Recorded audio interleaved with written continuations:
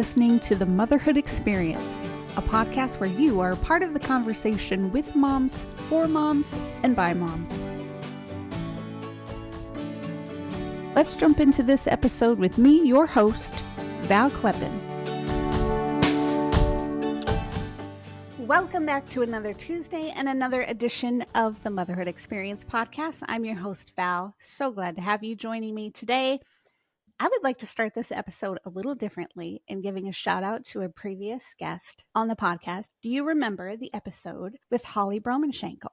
Holly, I got your happy mail and it made me so happy, y'all. She sent me the sweetest card, this little card that says, "Be the reason someone smiles today." And she wrote on the back, "You are most definitely the reason so many people are smiling." And just a sweet note in the card.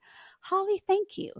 It made my entire week. I really appreciate you and appreciate the happy mail. On to a request. You know the drill. Please like, share, subscribe, leave us a 5-star rating wherever you listen to podcasts. Follow us on Facebook, Instagram, and YouTube, and be sure to let me know with a comment or a like or something that you are following along there. I greatly appreciate it. And the algorithm for the Motherhood Experience thanks you in advance. Today's guest is someone I met earlier this year. She is a wonderful human being. I had never really spoken to her other than on the phone about a very specific issue. I enjoyed our conversation then, but this conversation for this episode of the Motherhood Experience was so fascinating. I could have spoken with her for hours. I could have listened to her talk all day. She's a very well-versed speaker. She's just got the voice and the charisma, or the riz, I guess, as the kids say, which is probably another topic for another episode, the lingo and the way language is changing over time through our children. Anyway, I digress. I enjoyed recording this episode so much, and I know this episode is going to be so encouraging for you, and you're just going to leave feeling like you've been seen, heard, and she just poured her cup of wisdom directly into you. Anita Carrette is my guest on the podcast today, and now let's get right into the episode. I'm so thrilled to be joined here by yet another guest that I will get to know as I introduce her to you. Anita, I met at, well, I say I met, really I just kind of ambushed you and introduced myself and said, "I'm Haley's mom." Fangirled you for a moment because of how helpful you were for me, but I met you at Teen Pact, South Dakota, which we will get into, but I would love to have you introduce yourself to the listeners with ages of children and stage of motherhood you're in. Sure. Okay. Well, first of all, thank you for inviting me to be part of this venture, and I'm excited. So, yeah, my name is Anita Carrette, and my husband and I have 4 kids. We have 2 boys and 2 girls, and our boys are 24 and 21, and our girls are 18 and 13. And the stage of motherhood that I'm in, I would say, well, we're still in the teen years, but we have some young adults as well. And so I would say we're kind of transitioning into that period of, we've done a little launching and still have some launching yet to do. So I like that phrase. It's not one that I remember, probably because I'm not in that stage, but I like the word launching. I like that. So tell me, when you and your husband were first married, did you talk about family right away? Is it something that just sort of happened? Well, let's see. I would say that between my husband and I, he is definitely the planner and the visionary, and I am the one hanging on for dear life with all of his plans. So he had a vision for how many children he had envisioned, and I had no plan whatsoever. And he thought 4 was a good number, and we, God blessed us with 4. And it was, there's a lot of twists and turns in there, but I didn't really have a plan. But what I found in my mothering is sometimes it's okay not to have a plan, because God just changes them anyway. So exactly. Yes, yeah. that's a recurring theme, I think, just in life in general, but especially in parenting. For sure. So were you from a big family or a small family? Is 4 kids pretty average for your background? Yeah. So yeah, actually, I came from a family of four. There's four siblings. I have three siblings, so four of us. And my husband came from a family of six. So yeah, four was not a stretch on either side. Do you get lots of comments about, oh, you perfect split down the middle, two boys, two girls, an even number of both?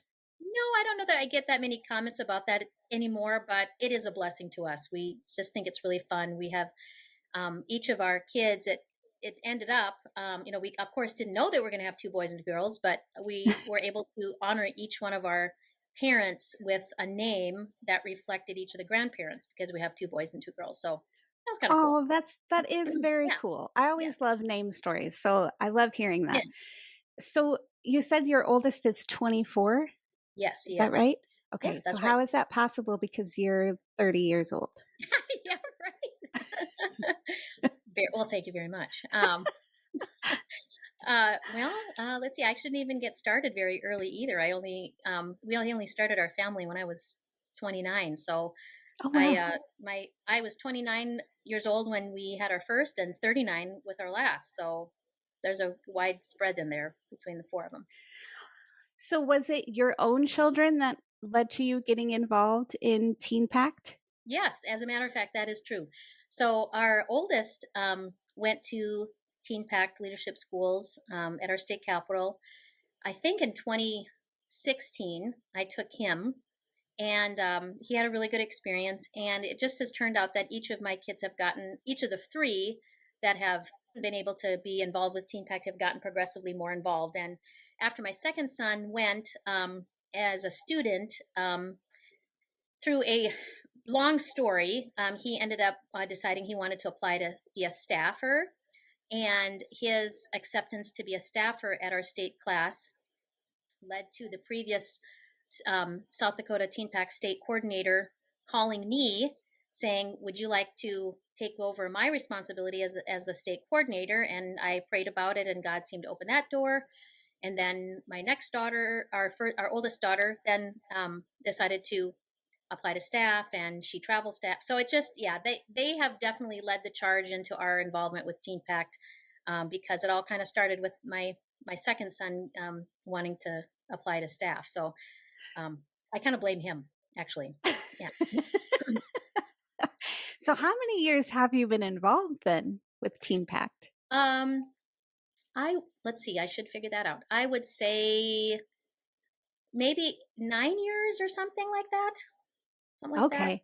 And We've attended, but I've been the coordinator for the state of South Dakota for five, six. Have I done six classes? Four, five class. I think it's six, five classes, something like that. okay, So whatever. which is no small feat. And it also just occurred to me that this is how you and I know each other, but a lot of the listeners are going to Right. be sitting there going, "What is Teen Pact?" So would Well, you like to share what I it would is? love, I would love to tell them about Teen Pact. Of course, yes. So Teen Pact Leadership Schools is a national ministry, and our mission is to inspire youth in their relationship with Christ, train them to understand the political process, to value their liberty, defend the Christian faith, and engage in the culture at a time in their lives they wouldn't care about those things. And our motto is to change lives, to change the world. And a lot of our students come to a class at their local state capital in their state, and that's what we call their state class. And we teach them about how the government works from a biblical perspective, but really, we want to inspire them in their relationship with Jesus.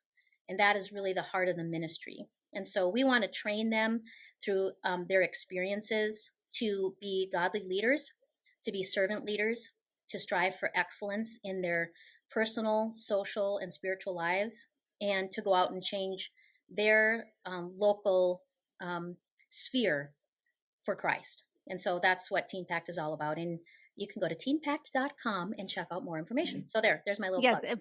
and please do, and we will link that in the show notes for sure. Sweet. So I want to ask you, I am not familiar with where you live in our state, and granted, I've only been here just shy of 4 years, so I'm not familiar with a lot of places around the state. I'll be honest about that. But how did you, from where you're from, even hear about Teen Pact to begin with? So I'm a homeschool mom, and another homeschool mom that I would consider a mentor to me had mentioned something about this class at our state capitol in Pier, and it sounded interesting to me. And I ended up taking my oldest son, actually way back in 2009, I think, to a class for his age. But it was a 1 day class at the state capitol for ages 8 to 12. And he went to that class, and I kind of forgot about it for a few years. And then she actually reminded me of it. And I was like, oh, that sounds really good. And so I think I took him again when he was old enough for the teenage class. I think that was 2016 or something like that. So yeah, and I just heard about it from another mom, and yeah, it just kind of went from there and grew. Okay, I love that. Couple directions I want to go from what I just heard you say. So you said that you were a homeschool mom. Have you homeschooled from the beginning or did that come later? So our oldest son went to our local public school through the end of third grade, and then I brought him home to learn in fourth grade.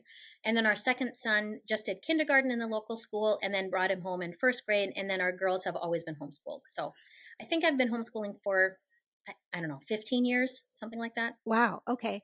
So I also am a homeschool mom, and I remember I had a bunch of questions about Teen Pact when I was trying to register my daughter, and I was not panicking, but panicking in a very Val way, which I feel like is a unique way of panicking. And you were so gracious in reaching out to me. And I'm like, listen, I'm a homeschool mom that doesn't know anything about this. And you were like, I'm a homeschool mom too. And so I was curious though to know if that had always been so for your girls it has, but not for your boys. What prompted the move to homeschool? Oh, okay. Well, at the time, at that time, my husband and I had gone through a video Bible study series, whatever, at our church called The Truth Project. And there was a couple of videos that really stuck in both of our hearts. One was having to do with the authority of the state in our lives versus the authority of God in our lives.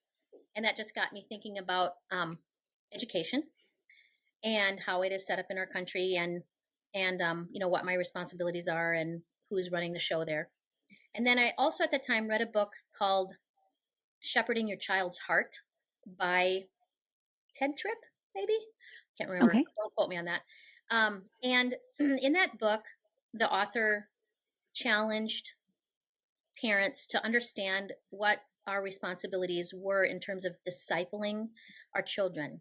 And at that time, my son was, I think, in second grade, and he would be at the school all day, naturally, and then come home and have a lot of, I don't know, like an hour and a half worth of homework. And, you know, we'd have to do dinner and we'd have to do bath and then we'd have to, you know, get him to bed in time and, you know, all the things. And Mm-hmm. it struck me as I was reading that book that how am I supposed to be a major influence in his life, and how am I supposed to accomplish this type of shepherding if I really only have a few hours of non-scheduled time with him each day? And just felt really convicted that if I was to take my responsibility in my situation, I know this isn't for everybody else, but for me and my husband, we felt like how, if that's what God is calling us, if that's our responsibility, I need more time with him, and Mm. need to be more of a primary influence in his life, and then obviously his siblings eventually too. So those were the things that prompted us to change. Can I tell you a little story? Yeah, please do. I think this is so cool because the next question I was going to ask you was about you mentioned this other woman who's kind of a mentor mom to you. And so I do want to talk about that. But there is a woman who my husband and I met her and her husband at this church event that was the video screening of The Truth Project. Oh, really? Yes. And she and her husband both, Mike and Karen Harlan. Karen, I think it was episode 10 that I interviewed her, became our mentors.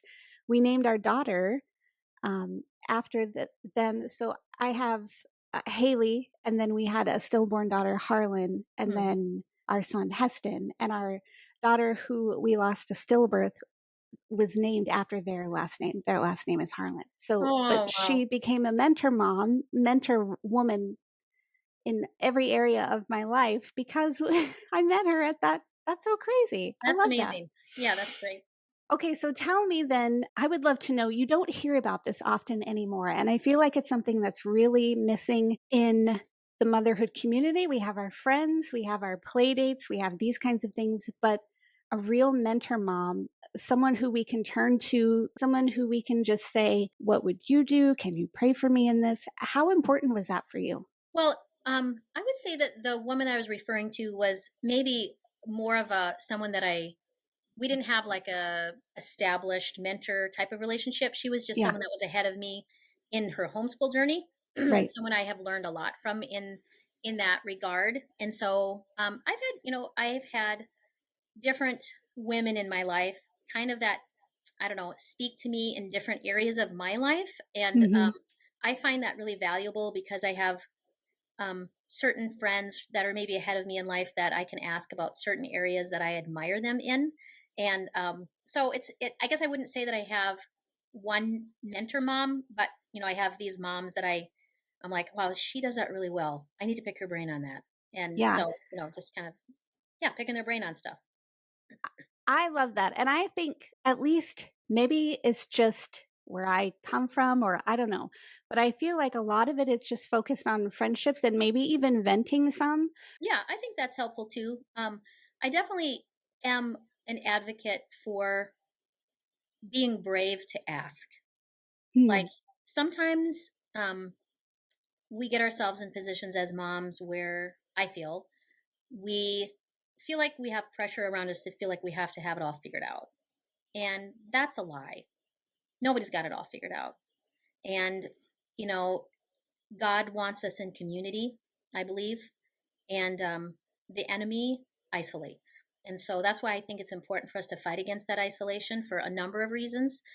And just to be a brave person, to ask for prayer, to ask for help, to ask for advice, I think is wise to do that. Yeah, I concur. So shifting gears here, your two oldest are your sons, your two youngest are your daughters. I don't know, like, if you had brothers or sisters or just one or the other growing up, but was raising boys a totally different world for you? Yes, I would say so. Short answer, yes. I there yes. Um I did not understand how boys' brains work. I don't know that I still do, but I'm very grateful for my husband who is able to explain to me that when boys were doing boy things, that's what boys do. So I have an older brother who is in my family. He's 8 years older than I am, and I have a younger brother that's 7 years younger than I am, and then I have one Mm, older sister that's 4 years older.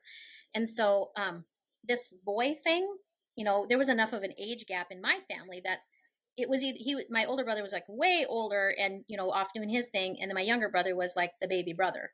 And so I didn't feel like I wasn't prepared.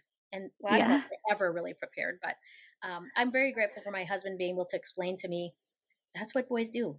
Like, but they're fighting. He's like, that's what they do. I'm like, they're hitting each other, but then they're fine the next minute. I don't understand that. And so as our boys have left the home, um, I now it's it's just my husband and I and our two daughters, and soon to be one daughter because our oldest daughter is ready to head for college here this fall. But it's just been payback time actually, because I no longer we us girls get to veto the movie choices for movie night. So it's no more Star Wars. So I'm that's positive. I know I have several listeners who are not Star Wars fans and they probably just cheered right now. I'm not a Star Wars fan either, but I know that I shouldn't say I'm not a fan. It's just like I don't get hyped up about the movies. Like they are what they are. They are. Whatever. And after you've seen them 50 times, I'm kind of done. Now it's Yes. when falls the heart and all creatures great and small, and we're happy. So it's good. Oh, fantastic. We'll get back to our conversation, but first, a note from our sponsor. We are sponsored by another podcast called What You Didn't Expect in Fertility, Pregnancy, and Birth, Real Stories, and Expert Insights. It's a show for anyone who has taken the giant leap into pregnancy and encountered things along the way that they didn't expect. We hear how other people manage their unexpected challenges from emergency C-section to preeclampsia and everything in between. We also learn from doctors and therapists who share insights about what we do and don't know about this enormous transition. If you're looking to better understand something you experienced in fertility, pregnancy, birth, or postpartum, join us. A recent popular episode is What Birth Trauma Can Look Like After Time to Reflect, Alexis's Birth Story, Part 1. You can find the link for this podcast and sponsor down in the description below. And now, back to our episode. So raising daughters then, has that been tricky for your husband to navigate? Yes. And we've had conversations about that. I'm like, this I understand. He's like, I didn't understand the boys. He goes, I don't understand the girls. I'm like, just let them cry. It's okay. Yes. So was homeschooling them very different too? The boys and the girls? Oh, yes. 100%. Yes. Very different. We have a joke in our family, and my oldest son, Henry, won't mind, I'm sure, me saying this, but I think I spent most of probably a good share of 6 or 7 years saying repeatedly, Henry, focus on your math. Henry, focus on your math. So getting my boys to, kind of focus on those, that, the sit down work and that kind of thing, that was definitely a challenge. The girls, way easier, way more. I didn't have to shepherd them nearly as much to stay on task with their independent work. So it's just been way easier. But I love my boys, obviously, very much. And they have their own gifts um, and abilities that it's fun to look back and see, that boy who couldn't sit still to do his math, of course he's going to be a nurse. He's going to care for people super well, and he doesn't have to sit down at all during a 12-hour shift. So it's great, so it's really fun at this stage to look back at who they were as a young person, a little person, and see, oh, that makes sense. That's who God created them to be. I love that. I love that. Yeah, we have had to implement, the head, shoulders, knees and toes song. We have had to implement several of those breaks where we start off slow and then just go faster and faster. And it's to the point now where the kids can keep up with me, but before they could, they would always just roll on the floor in fits of laughter because it was too fast for them. That's great. But just to get some of their wiggles out so that they could sit and focus. And mostly it was my son, but of course I'm not going to let my daughter sit out of head, shoulders, knees, and toes. That's right. Yeah, that's right. Our strategy was to run around the house, however many appropriately times. So literally you have to run. So run. You need to do 2 laps. Go. So what kinds of things did you do in wintertime? Because, South Dakota winters aren't terribly mild all of the time. So what kinds of activities did you do to help them get their wiggles out? Run around the house. Inside or outside, or did it matter? Totally, yeah, absolutely. No, fine. Put a jacket on or boots. I don't care. Go barefoot. It's all good. Just run, go, and fast. So you have to get it out. I don't care. Actually, I had a saying when my kids were younger. You are a kid, and you need fresh air to grow. Go outside. Bye. And so that's when I would make lunch. And so you need fresh air to grow. You mentioned something about community earlier, and you feel like God designed us to need community, which also is a recurring theme in these podcasts, and moms talk about it a lot.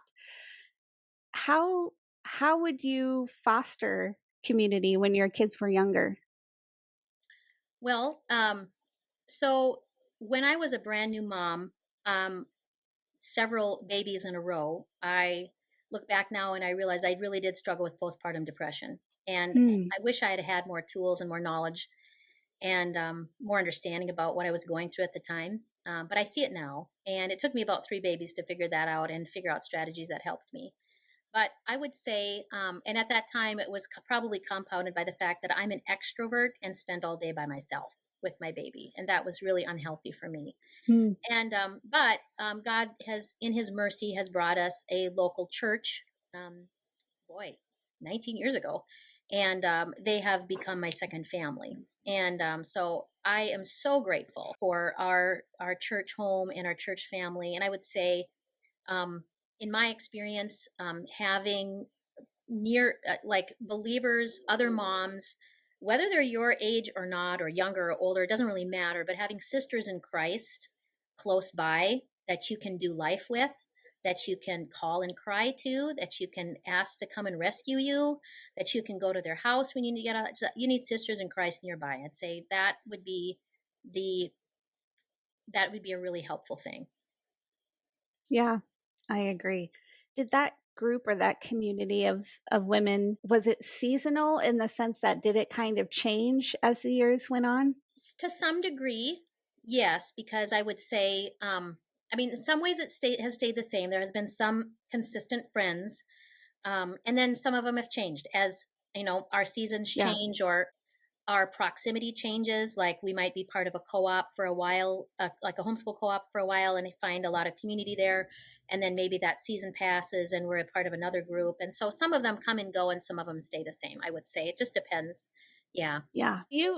Are you an eclectic homeschooler where you select your own, or are you kind of an out of the box curriculum user? I would classify myself as a Charlotte Mason homeschooler.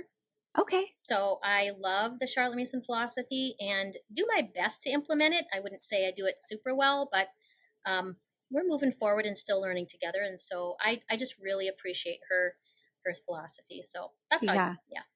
Yeah.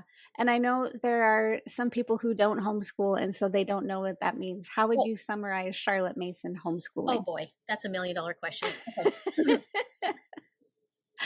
I would summarize Charlotte Mason's educational philosophy by saying that um, well, first of all, Charlotte Mason was an educator in England in the late 1800s and early 1900s.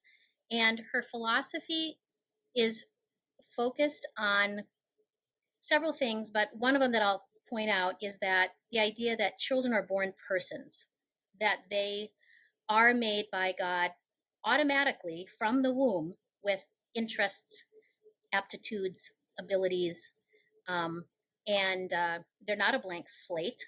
Um, they have been created by God with their personality that is unique to them, and that our job as educators is to spread before them a rich, bountiful feast of good foodstuffs, intellectual foodstuffs, that they can pick and choose according to their needs, and they will innately understand what best nourishes who they are.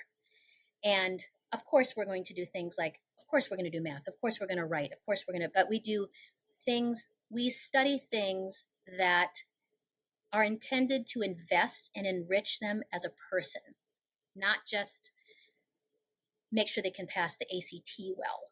I want them to be able to do well in their ACT because it has a lot of consequences if they're college bound or whatever. But my goal as a Charlotte Mason educator is to nourish who God created them to be. That's kind of a nutshell. That was a really good nutshell, actually. Okay. Well done. Well done. Okay. So if you started homeschooling, 15 years ago, how did you come across Charlotte Mason? Because I think for someone who is in the school system and coming out of it and starting homeschool, which is our story too, it can be really overwhelming. And I think I even heard about Charlotte Mason in the beginning, and I was like, listen, I just need a list telling me what to do, and I can't find that for this, so we're going this direction. So That how did you come across her? that was my same experience. Mm, So I spent a year researching homeschooling before I did it because I'm a fact finder and have to have all the information before I make a decision. And so that checks out that I spent a year researching before we did this, and I was completely overwhelmed. Had yeah. no idea. I wasn't even like, I'm a mass communications major, like I don't know about education. And so I did a lot of research and came across a curriculum called My Father's World, which did have a checklist. And that was a beautiful thing for me. It had, it touches of, looking back, I would say it had touches of different educational philosophies, Charlotte Mason, classical, traditional, maybe a little unit study in there. If we can explain what those things are later, if somebody has questions. I know I'm throwing all these homeschool terms out. But that was a checklist, and that was the checklist that I needed. After about 5 years of using that checklist, which we had great experiences with that curriculum, and it was wonderful. But after about 5 years, God pressed on my heart that it was like he said to me, Anita, that checklist is more important to you than each of your kids. And he had to pry the checklist out of my clenched hands, and he brought me to a conference, educational retreat called the Living Education Retreat, which is put on by a group of ladies from Southwest Minnesota near Windham. And I ended up going to this conference and kind of had my mind blown and went, that is beautiful. I have no idea how to do it, but that's what I want. And it began a process of me researching and trying and changing things in our homeschool and learning to trust the Lord to invest in each of my individual and very unique kids, to ask God what they needed that year instead of sending them through a program that I thought would just do all the things. So it's definitely been an area of growth for me. Oh, wow. That's a powerful story. I think of courage in obedience, to sum it up, because like you said, that checklist when you start can be real, what's it called when you just cling to something because it's comfortable? Whatever words are You're hard in the clinging to evening. something because it's comfortable, right? Yes. There's a word for it. Someone's shouting it at their radio right now, but yeah, that's kind of how it starts off. I have a friend who lives locally, and she is also a Charlotte Mason homeschooler, and I had taken a picture of this grammar book that I was reading aloud to the kids, and it was like a court. It was like a grammar court. And she's like, "Oh, you're in my territory now. That's a Charlotte Mason book." And we loved that book. The kids, both of them, 13 and 9 at the time that we went through it, they loved it so much and Yeah, got more out of reading aloud a grammar book than sitting down with a grammar textbook. I could talk for hours about the Mason philosophy and how beautiful I think it is. So, okay, so I do want to ask you this question about this then. One of the primary reasons that you moved to homeschooling your kids was to spend more time with them. And Charlotte Mason is just so, you summarized it so well, because really it's just more of kind of this abstract concept when it comes to education and everything that we are used to. And you try to explain or look into Charlotte Mason, and it just seems like it's so, like an enigma. Yeah, it's hard to get your so intangible and yeah. out there kind of. But how have you noticed, especially since you were doing one thing first and you switched to the Charlotte Mason method, how have you noticed that relationship with your children changing? Well, I would say at first, the first the first effects of what I'll call steering the ship that direction, because it's just really hard to, it would be hard for me to change everything we're doing at once. I had to implement one new idea one year and then implement a couple new ideas the next year. And, so I just, like I call it steering the ship that direction. So, I but I love would that. say the first evidence I had of steering the ship in the Charlotte Mason direction is that I began to see each of my kids as a uniquely created and gifted, mysterious, wonderful person, as opposed to a widget that I had to crank out. And that has continued till this day. And it's helped me. It's really just the mental shift on my part. I mean, there's a lot of the things that we do in our day that would look a lot like other people do, maybe other philosophies, perhaps.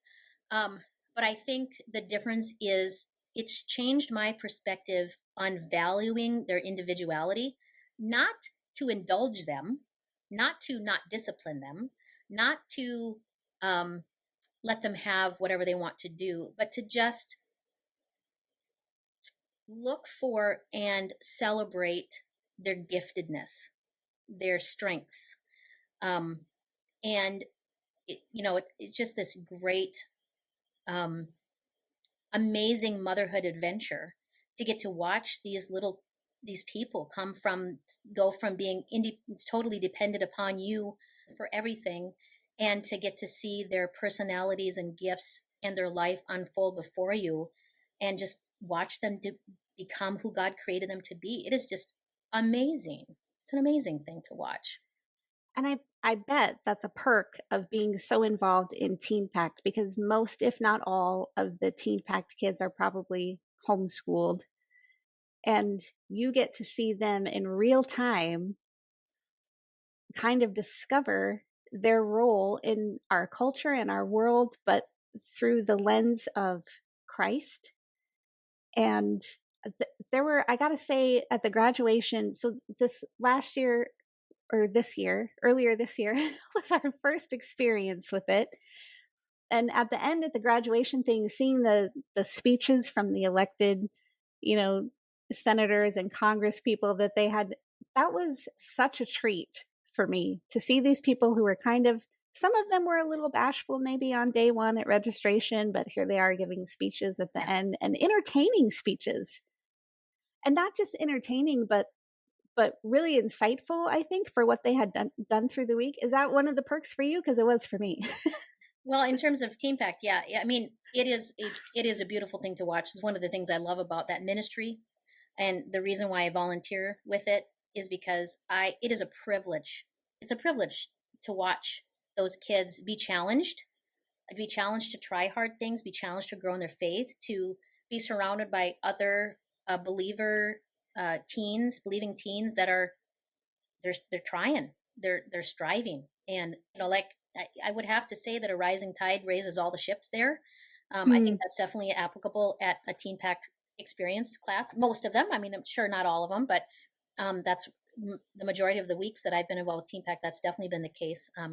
Teen Pact is for any student. It's not just for homeschool students, but we definitely attract mostly homeschoolers because our classes are during the legislative session, and it's difficult for students with a rigid schedule right, to take a week off. So it is, yeah, but it is right. definitely a privilege to watch them grow. And there is also the one day class then too. So Yes. even if students couldn't take a whole week, there is still that one day that perhaps they could take and still get a lot of value from. Yes, yes, that's right. So there's at the end of our Teen Pact week, because we have 1 week each year during the legislative session, on Friday of that particular week, we have a class for ages 8 to 12 that they do all of the things that the older students are doing, just more in an age appropriate and condensed form. And then also during that Friday of the week, there is a 1 day class for teens ages 13 to 19 called the Political Communications Workshop. And that's also a way to just check out what Teen Pact is all about. They learn a lot of communication skills in that class too. So thanks for letting me plug it during Oh, this. it was fantastic, and we really enjoyed it and are looking forward to our kids participating again. Great. One thing I will say is you and I both live in the great state of South Dakota, but this is not just in South Dakota. This is all across the nation. That's right. Yes. There is a Teen Pact class that is accessible to every student in the nation. And so almost every state has at least 1 week of Teen Pact. In the Northeast states, there are some cluster states that are clustered together. They're where students it's all drivable. So anyway, yeah, every student in the nation could go to Teen Pact class, and you just go to teenpact.com. And you don't have to go to the one in the state where you live. No, you Like don't. because our family attends the North Dakota Homeschool Convention. We were up there. They were trying to recruit her for Teen Pack there. I was like, listen, we've already got it squared away with South Dakota. Right. That's great. But yeah, we have had students come from Minnesota to South Dakota. We've had students come from Wyoming. One student from Pennsylvania had friends in South Dakota, so she came for a TMAC class, and that happens all the time. So yeah. That's fun. That's a lot of fun. Mm-hmm. So tell me, circling back now to your motherhood journey, you made a comment earlier about not being a planner, and you can make all the plans you want, but motherhood is going to go the way God plans.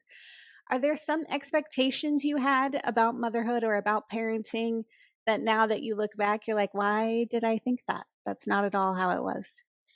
Well, I would say early on, I had no expectation to homeschool my kids. That Ah, was not part of my.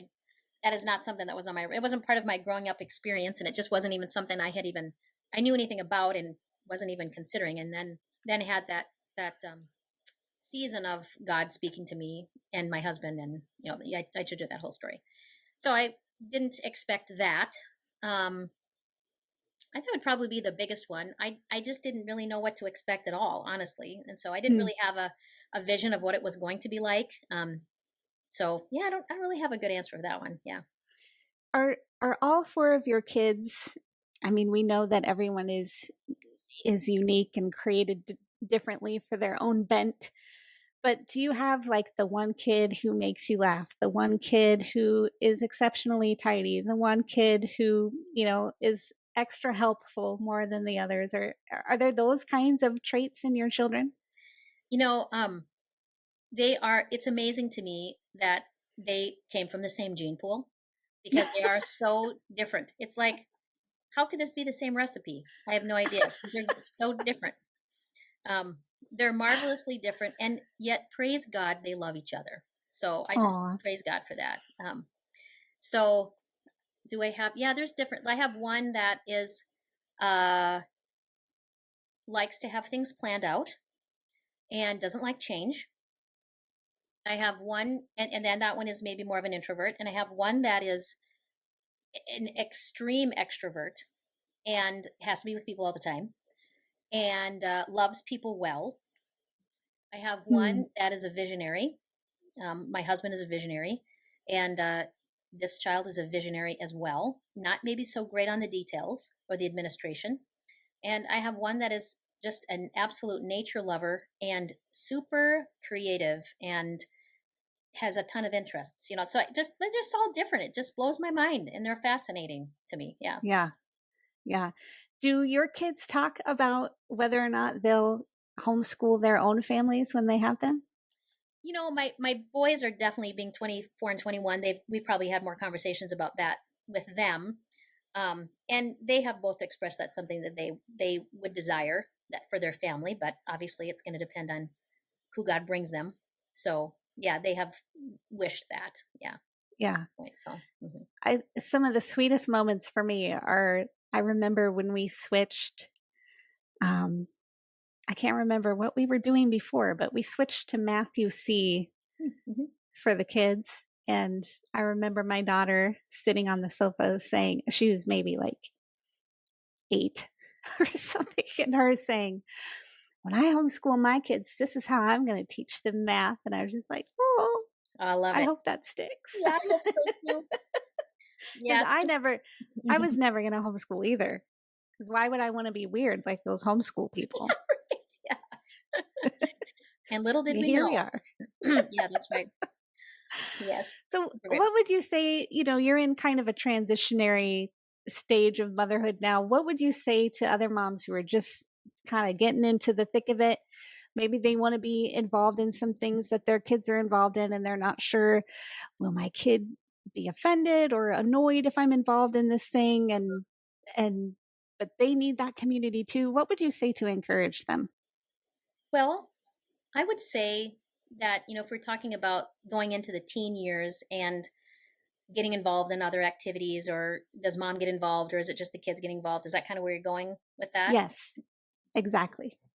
I would say that it's a tricky balance, but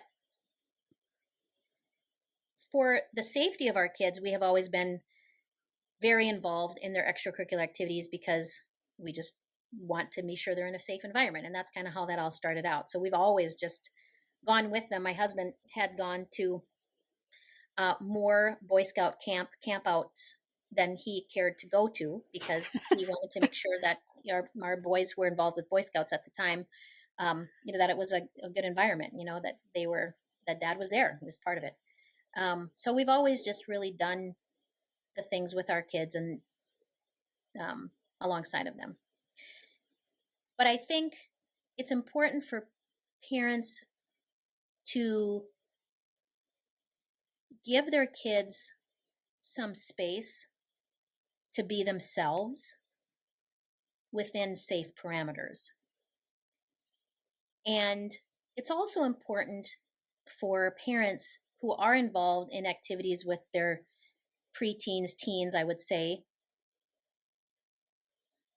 to treat them the way they want to be treated, especially in front of other people. So Hmm.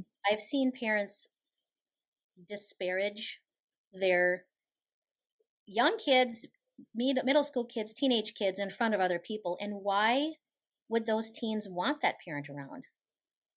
If I'm going to be hanging out at an event with my any age of any age child of mine, and I speak badly about them or don't give them the autonomy that is appropriate for that situation, that would be embarrassing for them. And so they need to know that we trust them within the safe parameters. So I'm not advocating for parents to not be involved, but I'm saying the kids, as they grow, teenagers as they grow, they need to know that you trust them. They need to know that you think that they can make good decisions within safe parameters. And I think that would help foster a spirit of trustworthiness and openness. It may not. I've seen parents do that really well, and still the teenagers are saying, back off, to mom and dad. I have a friend, you were talking about mentors earlier, and there was a woman who now has sadly passed on, but she was a little bit ahead of me in her parenting. And she said she had a great relationship with her teens. And she said, really, when you get to the teenage years, you're in a relationship with you like a teenager and mom relationship. The teens hold all the cards. You can do everything right. You can be as kind and patient as you possibly can be, but the depth of that relationship is really up to them. And there's not a lot you can do about that, because I can't force them to open up the most important parts of themselves to me. But my prayer is that they would open up the most deep and important parts of themselves to the Holy Spirit. So it's tricky. It's tricky. But respecting them, I think, is important. And showing them that respect, I think, is important. Encouraging them. I don't know if that answers the question or not. That answered it so beautifully. I'm almost a little bit choked up since my oldest is in those teenage years, and that you express that so lovely. And I could sit and listen to you talk for hours. You're a wonderful speaker for starters, and you just have shared so much. Like, it's almost poetic, this episode. I have enjoyed it so much. And so, Anita, I just again want to thank you for coming on the Motherhood Experience, for sharing your own journey, and I know encouraging other moms through this episode as they listen. And one more time, where can they learn more about Teen Pact? Oh, yes, thank you. At teenpact.com. That's TEENPACT.com. And they can also look up, if they're from South Dakota, they can go to the South Dakota webpage, or they can go to whatever state they're in and send an email, or there's a contact there for your local state coordinator. And you can reach out to them to get more information on the details for your class at your state. So thanks for that. Yes. And if you're not from South Dakota, I pray that your coordinator is as lovely as Anita. And if you are from South Dakota and would love to learn more and just have her come to your rescue as she did to me, you can contact her through that as well. Anita, thank you so much for joining us on the podcast today. Thanks for having me, Val. Thank you so much for joining us on today's episode of the Motherhood Experience podcast. To join our exclusive TME community, head over to themotherhoodexperience.com/learn more. Be sure to follow the Motherhood Experience on Facebook or Instagram, and please leave us a 5-star review wherever you listen to podcasts. If you're watching on YouTube, leave us a comment below, and we'll catch you next time.